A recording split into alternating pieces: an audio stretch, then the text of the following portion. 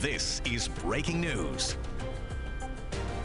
And happening right now, Mayor Adams holding a briefing ahead of the House Judiciary Committee hearing. Of our committee to protect their political patron, Donald Trump. That is an outrageous abuse of power. It is, to use Chairman Jordan's favorite term, a weaponization of the Judiciary Committee. The chairman says this hearing is about the victims of violent crime in Manhattan.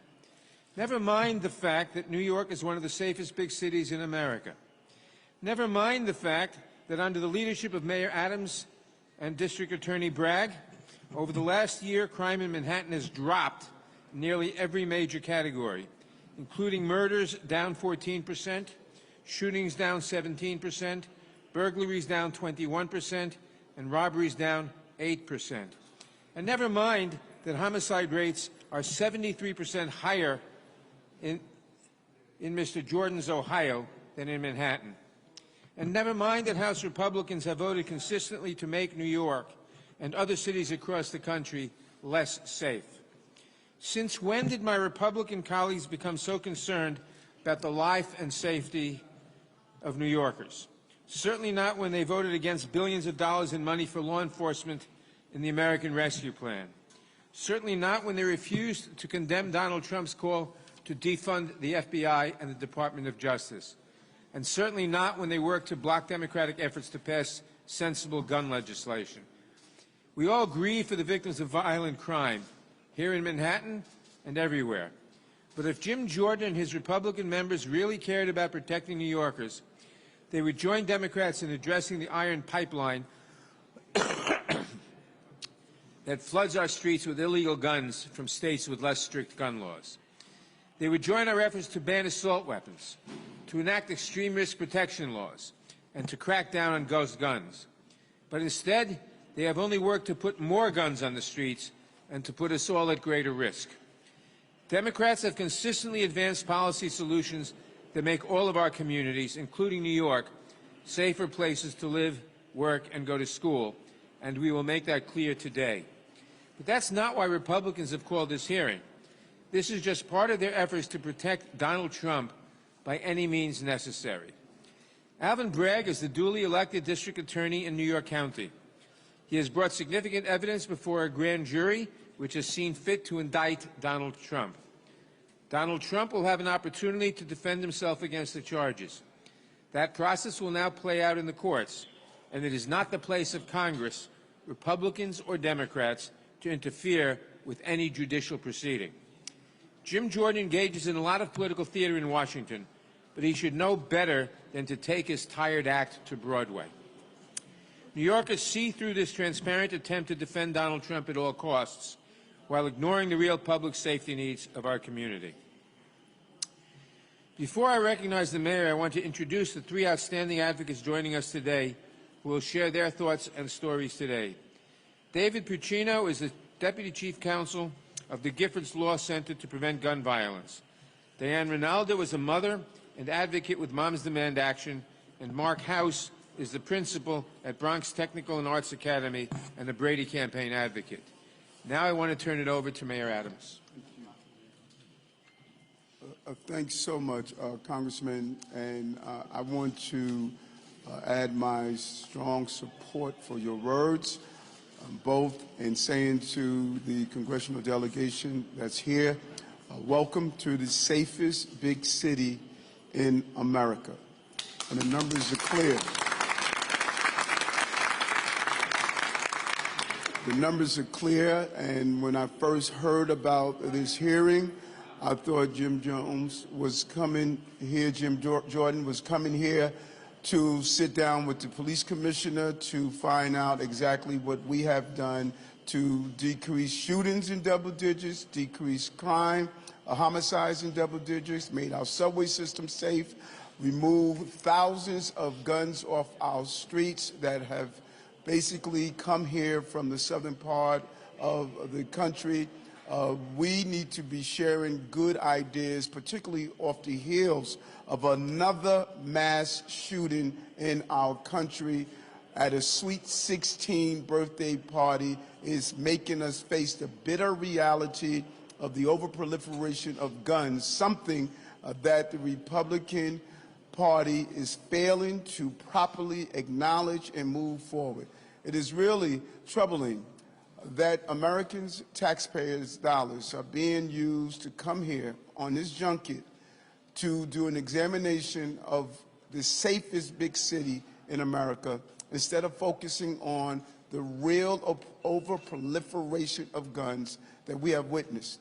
As Congressman Nadler has stated, it's the Republican Party that is stopping sensible gun laws. It's the Republican Party that is preventing the proper support and ensuring that police agencies across this country is receiving the necessary support that they deserve. It was the party that held up our ATF appointment to ensure we could have a coordinated effort in leadership. It's the party, the Republican Party, that's preventing the proper sharing of information and data so that we can ensure we can go after those who are putting and placing illegal guns on our street. This should not be the focus of today, of attempting to move away the attention of what DA Bragg is doing in this current indictment on the former president. We need to focus on how do we deal with the gun violence that is suffocating America and let the DA do his job, and that is the job that he's doing. And I am just pleased to have the congressional delegation from the Democratic Party that's here, that to make sure that we keep the focus on the violence that we're seeing sweeping our country, particularly in gun violence. That is where our focus should be, and I am proud to be standing here with Congressman Nadler and the remaining congressional delegation, not only from New York City, but part of the Judiciary Committee, to keep the focus where we should be keeping the focus. Again, thank you, Congressman.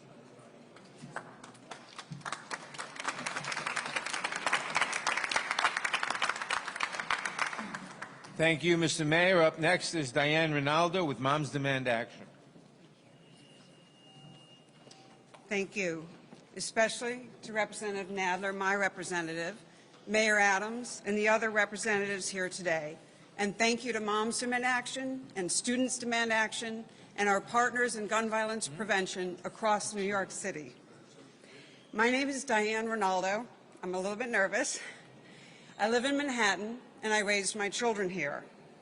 And I'm a volunteer with the New York chapter of Moms Demand Action.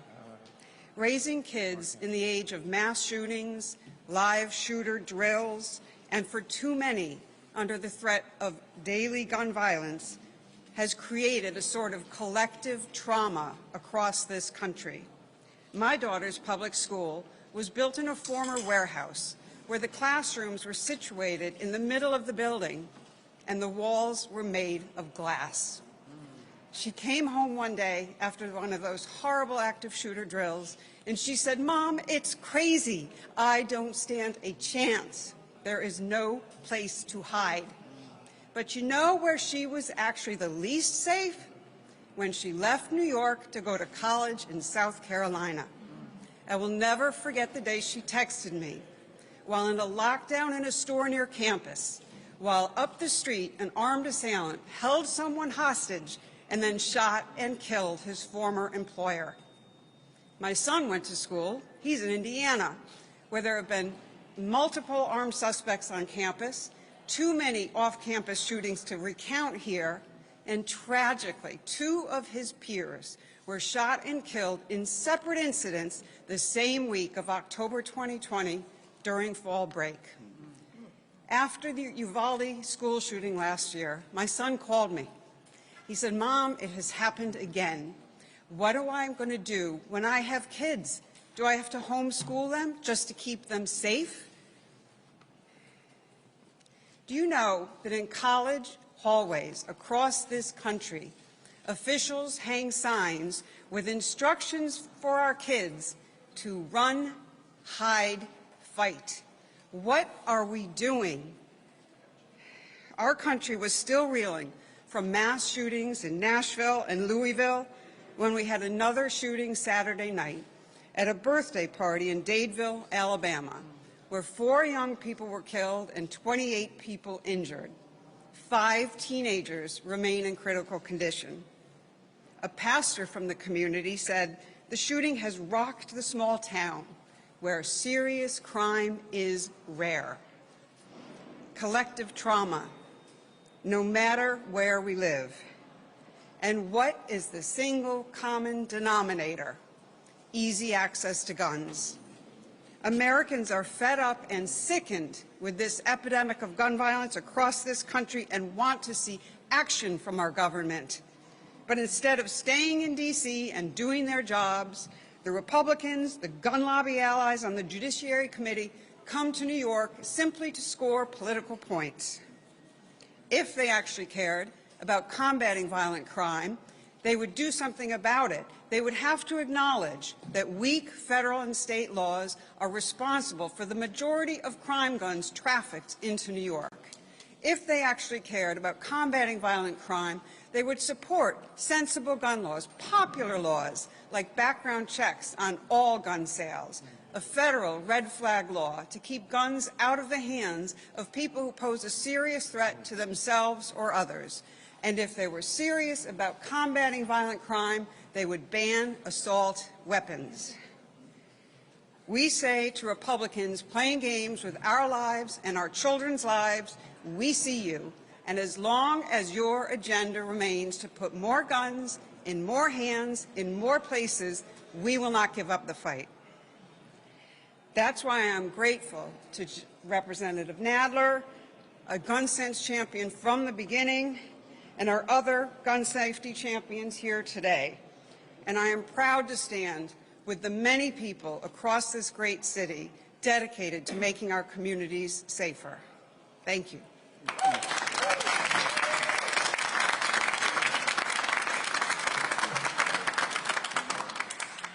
Thank you. Now we'll hear from David Puccino, Deputy Chief Counsel of the Giffords Law Center to Prevent Gun Violence. Thank you very much, Congressman Nadler, and thank you, Mr. Mayor. I'm very pleased to be here today with my fellow advocates to join you in noting what I think should be obvious, which is that gun crime is a gun problem. And I want to speak specifically about where the guns in New York City come from. We know that fewer than 8% of the guns that are used in crime in New York City came from New York. They come from Georgia, they come from Virginia, they come from Pennsylvania, they come from South Carolina, they come from North Carolina. 92% of the crime guns used in New York are coming from out of state. The problem of gun violence in New York is because of guns that come from elsewhere in America. New York is doing its part. It has strong gun laws, and those strong gun laws protect New York residents. What we need is we need other states to do their part, and more importantly than that, we need the federal government to do their part.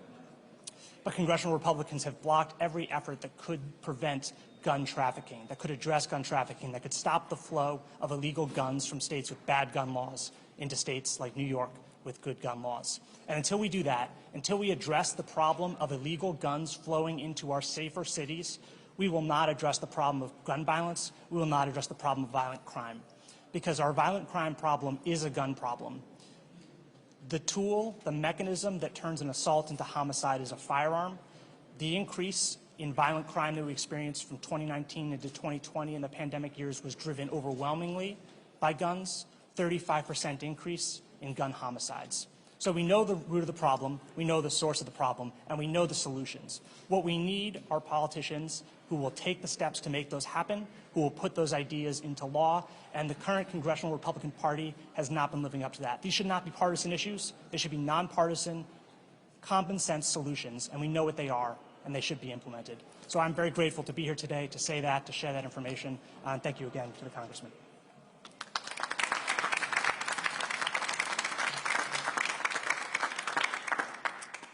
Finally, we have Mark House, Principal of Bronx Technical and Arts Academy, who is representing the Brady campaign.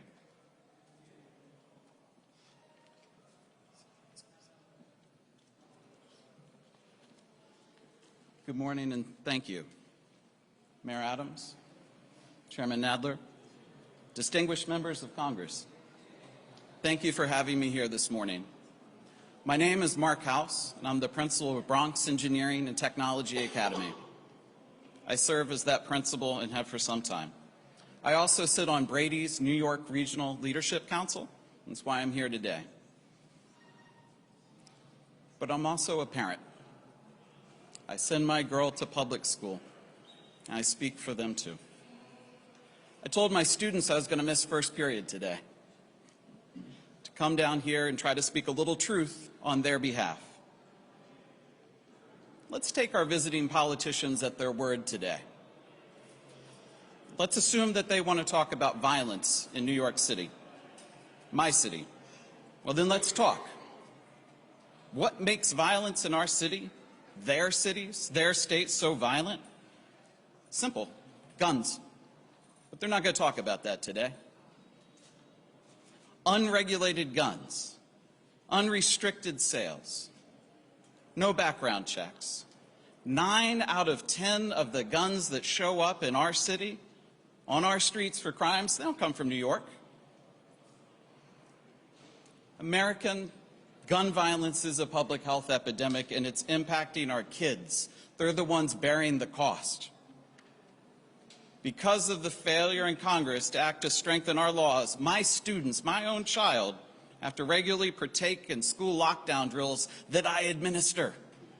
I direct. I have to teach our kids how to hide, how to secure the doors in their classrooms, how to stay quiet so somebody with a gun doesn't hunt them down in their own schools. Enough. It's traumatizing. For me, it's traumatizing. For them, it's traumatizing for their teachers. Why don't we spend our time and energy doing something more productive? Why don't we craft some common sense gun laws, ones that most of us agree on, folks that own guns and folks that don't? That would make more sense of our time today, I would think. New York law is strong and it works, but without federal action, we will always be at the mercy of states with weaker gun laws. States like Ohio, Louisiana, and Florida. And today, lawmakers from those states, who all have far more gun crime as a percentage than New York, have come here to criticize my city. We have taken strong action to prevent violence here in the city from guns. Why haven't they? Enough. Enough of the hypocrisy. Enough of the politics, enough of the excuses, enough of the thoughts and prayers, enough of the lockdown drills, enough of the shootings. The time for action is now. Let's stop this epidemic of gun violence. Thank you.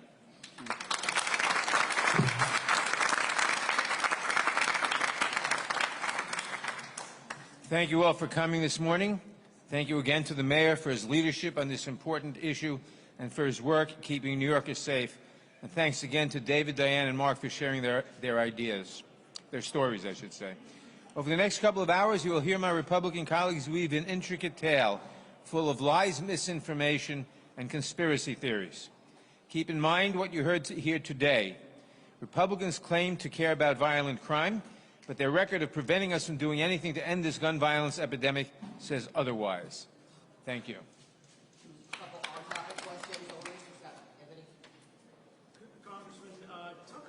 The cost that this is to taxpayers by bringing essentially this Washington hearing to New York City with the security and all that effort, and if that money would be better spent, say, coming up with other ideas to combat gun violence across the country? Well, I don't know off the top of my head how much it costs to bring this hearing here with all the attendant costs, to bring the people here, to bring the security here, to bring the staff here, to rent the hotel rooms. It's got to cost several tens of thousands of dollars, I should imagine. I'm not in charge of it, so I don't know, but it's got to cost several tens of thousands of dollars, and obviously we could spend that much more productively on law enforcement. Thank you. Question for you, Congressman Nadler or Mr. Mayor. We've seen in the past few weeks here, Marjorie Taylor Greene coming here, Jim Jordan, other House Republicans, they're all beating the same drum, saying that this is basically a crime-ridden hellhole. You guys just pointed out that it's actually their districts that have higher crime rates. Is it time for Democrats to host a field hearing in their districts and point out the discrepancy then? Well, we'll have to consider that. I will point out that it's very difficult because the Republicans control the appropriations for the committee. Question for Mayor Adams. Mayor, were you asked to testify at today's hearing? And if so, what was your response? And the second question, if I may, is are you putting on extra NYPD officers today, and what might be the cost to the city as a result of today's exercise? No, we were not asked to testify. I was not requested, and none of the city hall employees or staffers were asked to participate. Of course, the New York City Police Department is going to be here to make sure that everything is done in a peaceful manner, and there's always a cost that's attached to that. That exact dollar amount is not clear right now. We don't anticipate any disruptions, but if it is a form of disruption, that is also going to have additional costs attached to it. Thanks all.